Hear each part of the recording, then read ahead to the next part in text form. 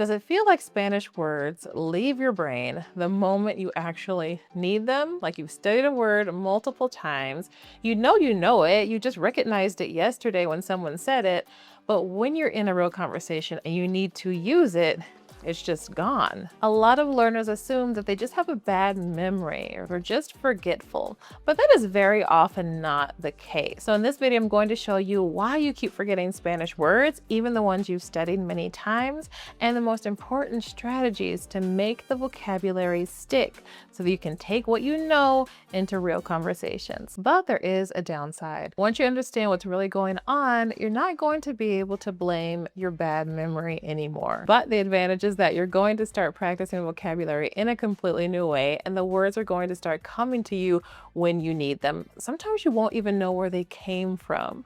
That's what happened to our student Roger. It's satisfying when somebody says something to you and you're not translating it in your head, and all of a sudden the right words come out and they understood what you just said, and you're sitting there going, wow, where'd that come from? First of all, if we haven't met, hola y bienvenido, soy Erika Ray. I'm a former Spanish medical interpreter turned Spanish teacher and language coach, and I've lived here in Mexico for over a decade. My team and I have had the immense privilege of helping hundreds of Spanish learners go from I'm studying Spanish to I can actually use Spanish in real conversations with real people in my everyday life. And if that is a goal of yours, then I want to invite you to something I'm super excited about, something I've been working on behind the scenes. I'm going to be hosting a 4-day challenge called Beyond Survival Spanish.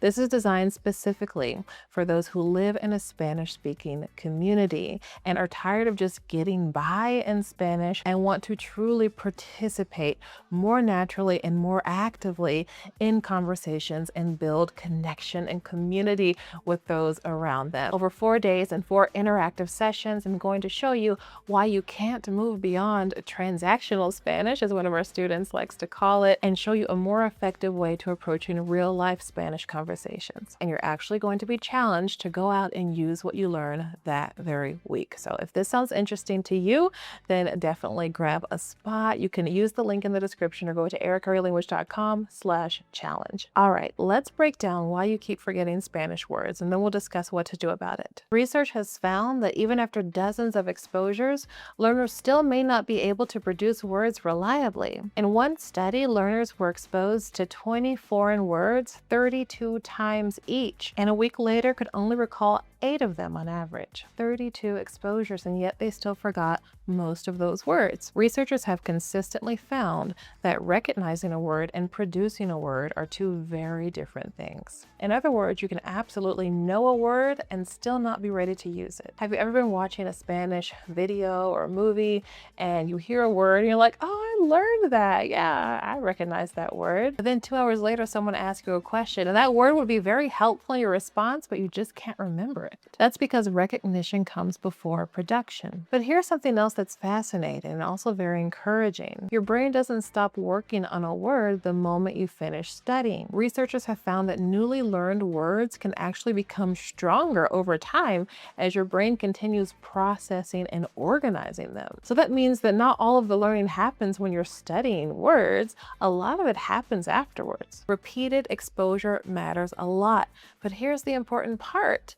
Not all exposure is created equal. Seeing a word on a flashcard is not the same as seeing the word or hearing it in a real context, which is not the same as using the word in a controlled conversation where you're actually trying to use the words and you're not under that much pressure, which is not the same as using the words in a spontaneous conversation. All of them count, but differently. Your brain finds it hard to store words that don't have a proper context, because context is the anchor that your brain needs to understand why this word is important to you in the first place and why you would want to remember it. Your brain decides to store these words over time through repeated exposure and use across different context, not the same type of context, not seeing the word multiple times on that same flashcard or seeing the word multiple times on that same page in your book. It needs variety. For example, you may come across the word aprovechar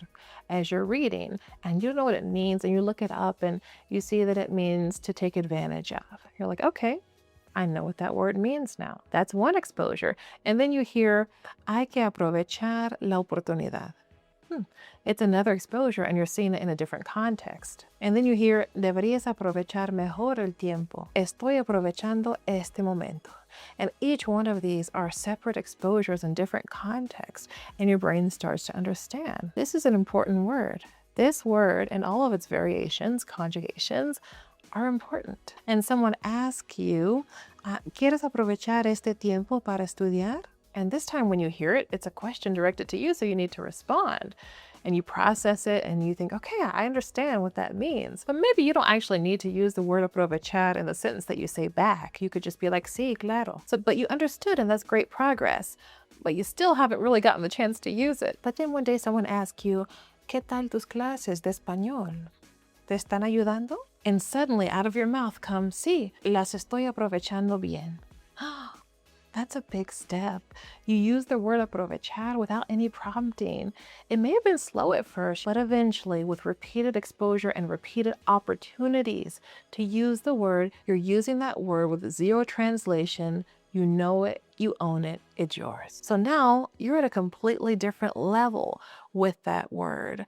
Whereas someone else who's maybe studied the word a lot, maybe tested themselves on the word a lot with flashcards, they may still not be at the level you are with that word and may not be able to pull it out of their head in the moment in the proper context because you've had more variety, more novelty. Are you starting to realize that if you're having trouble with Spanish words, it's probably not your memory, but rather underexposure and underuse? If so, give me a like on this video if that's making sense. This is why regular comprehensible input, you're reading, you're listening at a level that you can understand, is so important and should never stop being an essential part of your routine. And it's also why having these regular conversations with real people is so important, so that you have this opportunity to use your Spanish. But use what Spanish? What Spanish are you trying to learn? There are thousands of words. And so many learners feel very overwhelmed, or they feel like they are using input and they are studying, but they're still not able to have the conversations that they need to have on a day-to-day basis. So to prevent this process from being very overwhelming and to speed up the process and allow you to use your Spanish sooner rather than later, since so many learners come to me living in the Spanish community and needing to use their Spanish now on a day-to-day basis, something that can help this process along is what I call prepare, practice, present. So prepare is identifying a situation that you regularly need your Spanish for or anticipate needing your Spanish for, and learning the vocabulary and the phrases and the structures, some of them that you are going to need before you're even in that situation. And then practicing is using that, taking what you prepared and using it in a safe environment, hopefully in an environment where you can receive corrections and practice. And then you take that into the real world, you take that into real conversation, and you use what you have practiced and prepared, even when it's not perfect. And as you walk through these 3 steps, you are experiencing the words you most need now in a variety of context. And with the satisfaction of being able to use your Spanish now rather than waiting for someday, you will be amazed at how your confidence will increase when you do that, and how much more willing you will be to put yourself regularly in these Spanish-speaking conversations, which will in turn increase your exposure and increase your use and make your overall learning of Spanish faster. Let's hear from Roger to see what happens when you do this. The method of the prepare, the practice, and to present, and I know everybody says this, it really, really is what works. Well, just last week, Thurston had to go for his vaccinations. We get in there and the vet starts talking to us in Spanish, and we actually start having a conversation with him in Spanish. Meanwhile, the assistant can overhear this. And we did pretty good until he hit the 100-mile-an-hour mark, because he speaks so fast. And the assistant actually started laughing because she said to us, "Your Spanish has gotten tremendously better." She goes, "You did amazing." She goes, we speak at a speed limit of 5. He speaks at a speed limit of 10. So he loses me sometimes. So, but it really, it made a difference. We actually got in there, and I think he was a little surprised that we could have a conversation with him. Plus, our Venezuelan friend who comes to our house, or we go there, and she speaks no English, and we get along very well. We have a conversation, a dinner conversation. So it's made a difference. Now, some learners feel that preparing for a conversation is going to keep them stuck and that they're never going to be able to put them together in different ways or go beyond a structured or scripted conversation. But this is just not the case when you do it right. Roger also talks about this. I understood you. I didn't have to take that time to translate, and I was able to speak back without having to think through the translation. Now, sometimes I do, but other times it just flows. And I think that's a huge difference from when I started Elevate to now, is it's starting to flow. It's starting to know, I'm not having to translate in my head so much when I'm trying to say something. It just all of a sudden the words are there. Very good. Wow, Roger, did you translate all of this on the go? I did. Wow, I have to I say did. that it was a very good I translation. just, Huh. it just came to me. I Wow. don't, I hope I can do that tomorrow. You're kind of making your own script, but you're not memorizing it. You're learning how to use the words that may come up, questions that may be asked. So you're pre-preparing for the circumstances that are going to happen, and it worked great. It really did. It was becoming natural. So it still work. I'm not 100% there, but it's, my mind is automatically doing that now. And that's one thing I do find is when I do speak with Panamanians and they realize I'm not just memorize something and I'm repeating it back, or I just know a couple of words, that I'm really attempting to speak, or I am speaking, they get excited because now they have somebody that wants to learn. Now, here's the interesting thing. Prepare, practice, present. It's so simple, but many learners get stuck at some part of the process. For some, it's prepare. What do I prepare for? This happens when their goals are very broad. Like, I want to be fluent.